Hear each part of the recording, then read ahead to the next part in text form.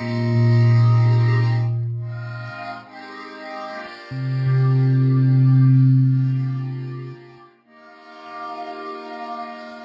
here she is, our Nancy King.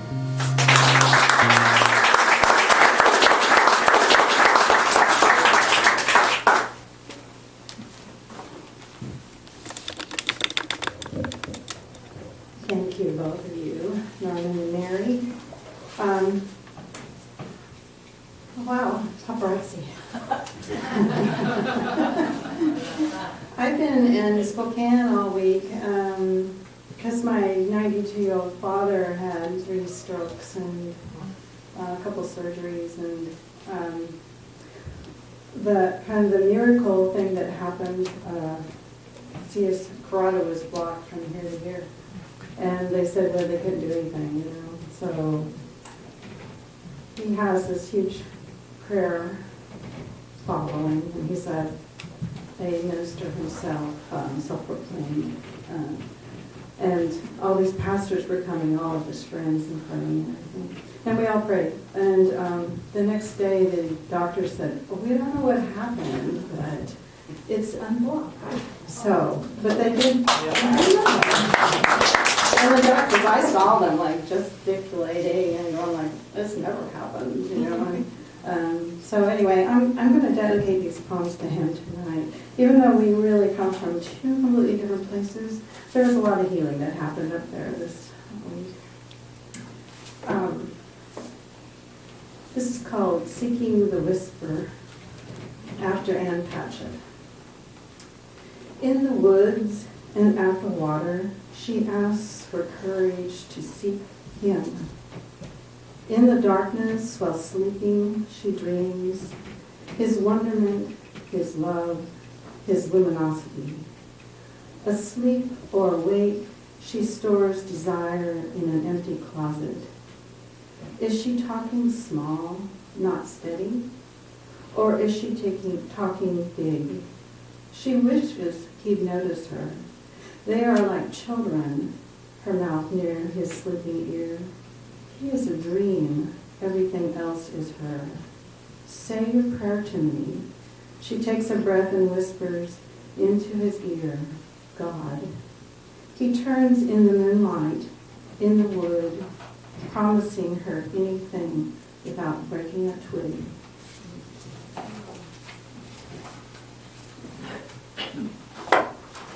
This poem, that last poem and this one are from our found poems, and this one is after a line from Rooney. The hopers would feel slighted if they knew. No matter that your friend is moving away from you with fear, take sips of breath. Don't let your throat tighten. Dig a way out through the bottom to the ocean. There is a secret medicine given only to those who hurt so hard. How to cure bad water? Send it back to the river. How to cure bad habits? Send them back to spirit. When I lack clarity, my words become a torture to those I'm with. The worst habit is, I get so tired of winter, I become a torture to myself.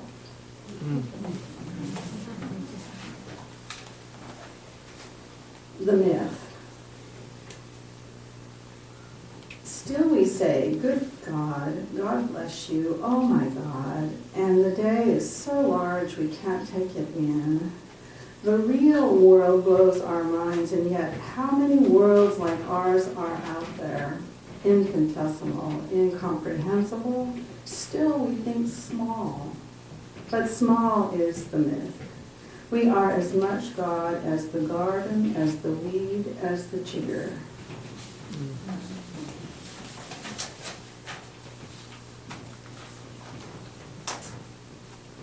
This was actually published in the Peace Poem Anthology.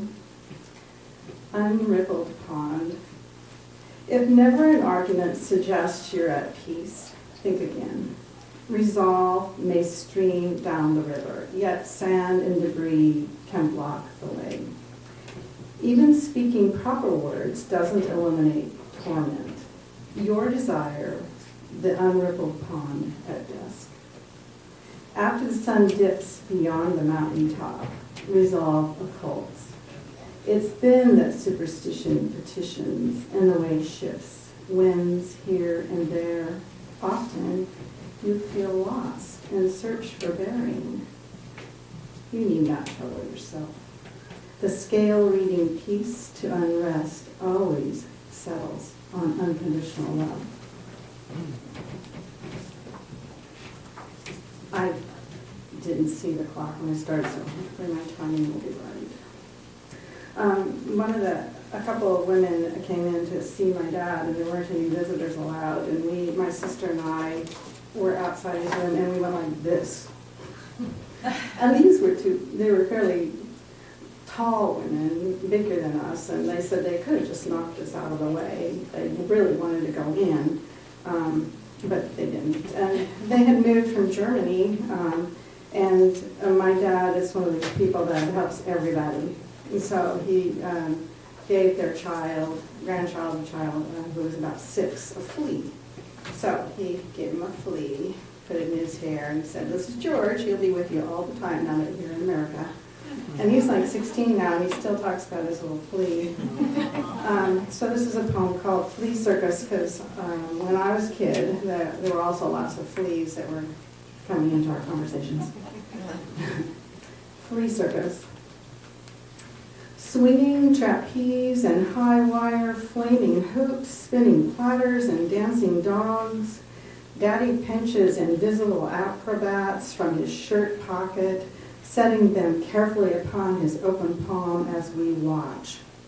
Fleas leap and swing with the greatest of ease, double somersault and clasp together. No, sir, no net below. Folks, give him a big hand. Our eyes follow his rebounding gaze as fleas dismount and bow to the audience. The show's over. Daddy claps his hands together and dusts them off. And then from this Clover, Name the Vapor. And I'll tell you, I drove to Spokane back, and I just put on a book and put it on cruise control and have my coffee and my snacks beside me and go. But the sky is amazing crossing the state. Name the Vapor. It's not important to be schooled in names, as cloud formations desire anonymity. Each day an endless source accumulates somewhere in the world, eventually vanishing, vagrants, these water molecules. Have you seen them? To witness clouds, you must look up. Blue folds into white, vapors curl, icy menageries come and go, long-tailed animals with parting eyes, fading teeth. Be aware. Friends they are not. They will chill you, closing in at midday, pressing all through the night. Do you see them?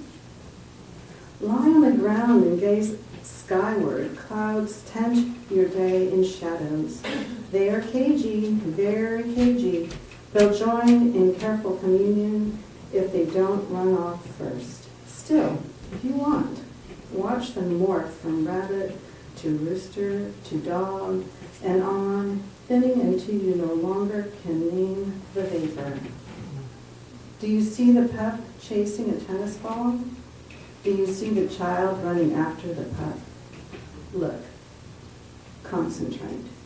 Infinitesimal molecules materialize, then evaporate. Name them if you like.